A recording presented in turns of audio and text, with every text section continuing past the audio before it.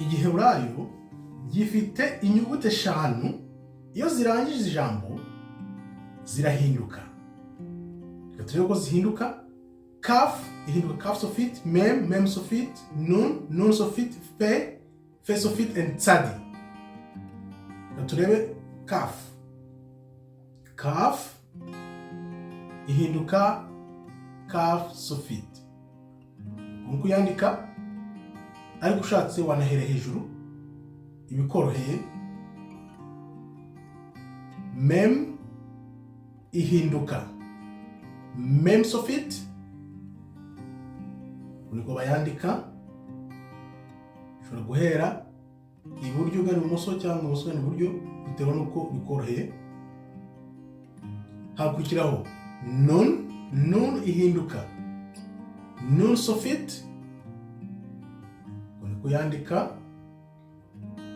Uzamura, ushobora no kumanura bitewe nuko bikoroheye.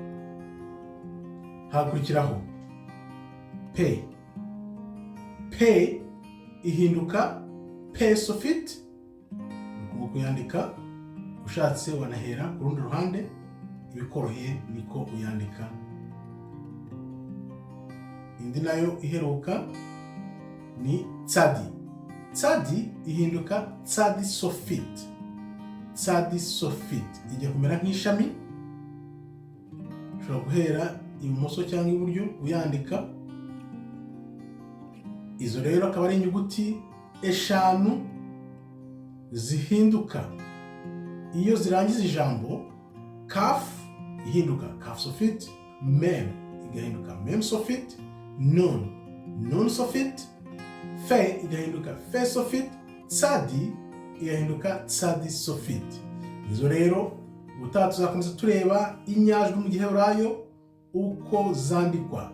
Murakoze rero, Imana ikomeze ibarinde. Shalom, shalom, shalom.